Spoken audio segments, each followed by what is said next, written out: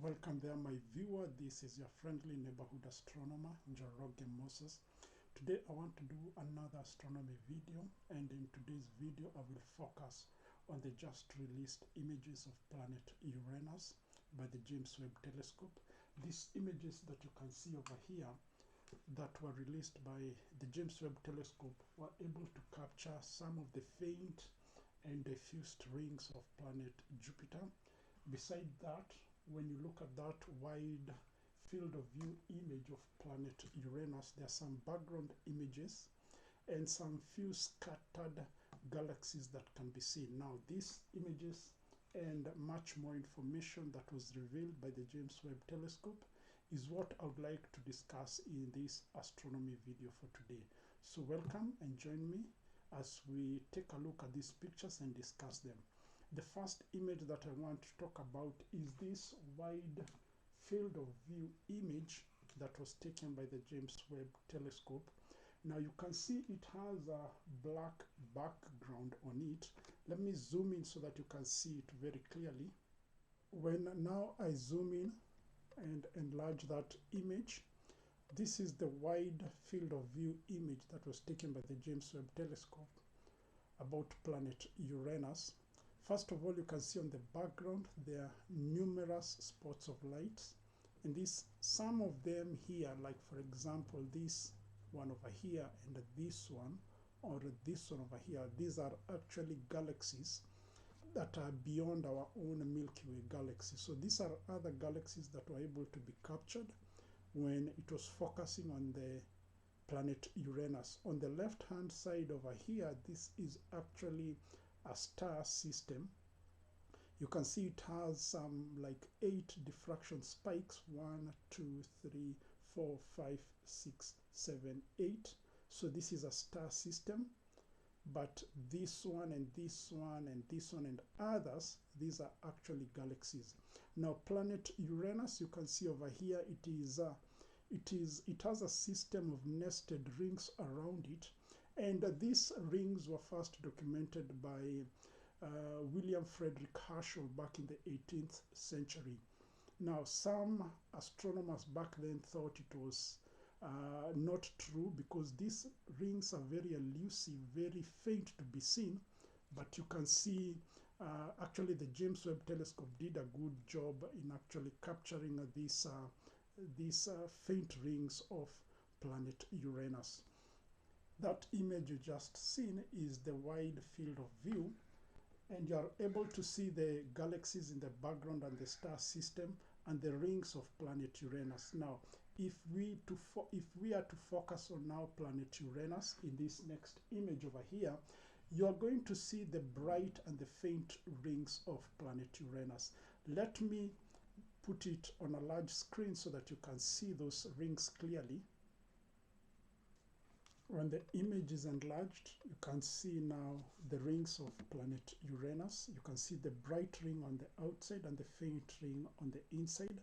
Something else you need to notice, or you might not have known, is that unlike planet Saturn, where the rings are horizontally in a horizontal plane, these ones for planet Uranus are actually vertical. Planet Uranus has an axial tilt of 98 degrees, therefore making this ring to be vertically positioned, creating this oval kind of a shape around planet Uranus. Another thing I would like to point out is this next image, where you can see now the names of these rings. And these are the names of those rings. You have the inner ring called the zeta ring. You have the outside ring called the epsilon ring. The outside ring is referred to as the mu ring, and then this one over here is referred to as the nu ring.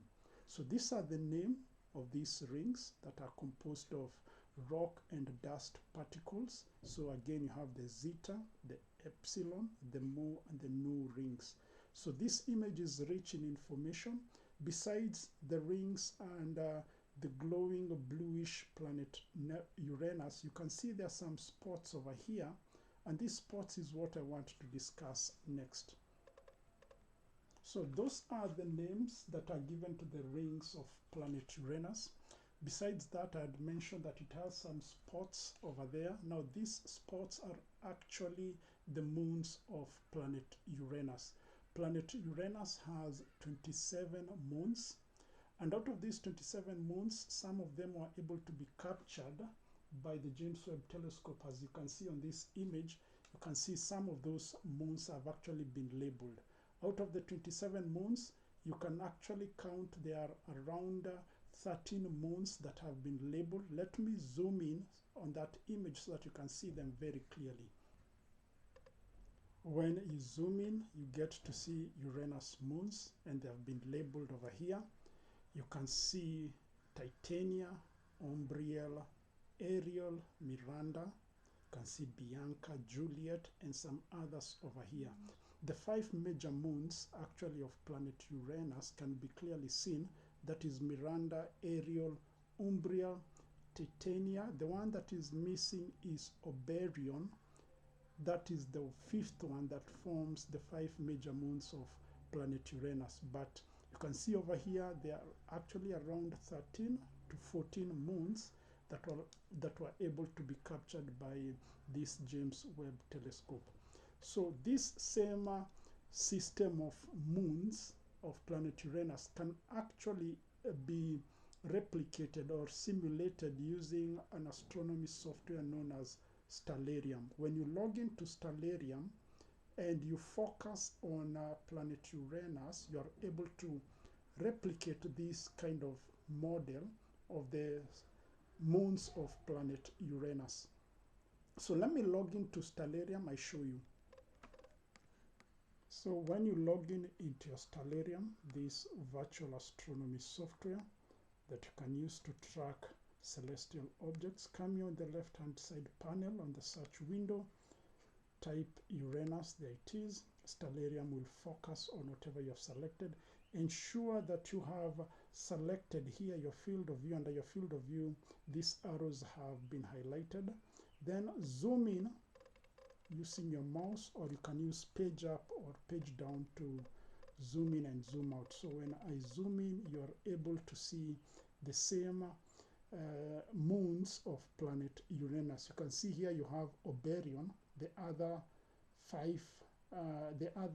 major moon of planet Uranus. In the James Webb picture that I just showed you, Oberion was missing in that list, but here you can see this virtual simulation by Stellarium is able to show you Oberion. So here you have Oberion, the other 5th major moon of planet Uranus.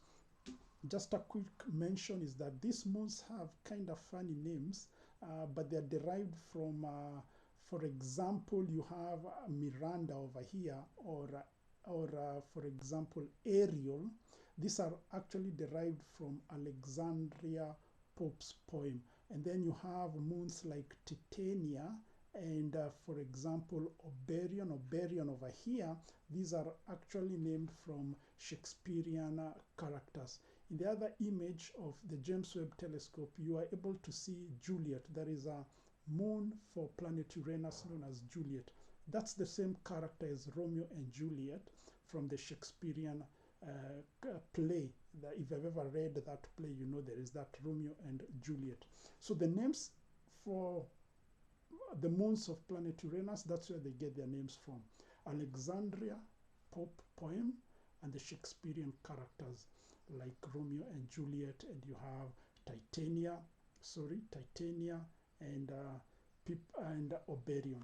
So that's where they get their names from.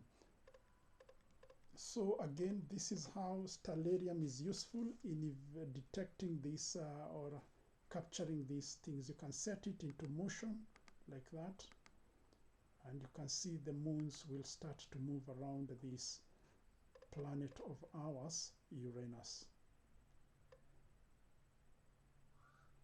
There they are.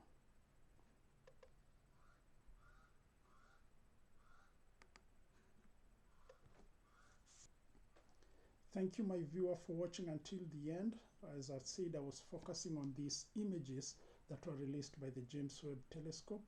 If you found this video to be entertaining, interesting, and educative, kindly consider giving me a thumbs up and subscribing to my channel. Again, this is your friendly neighborhood astronomer, J.W.S. I will see you in my next video. Bye bye.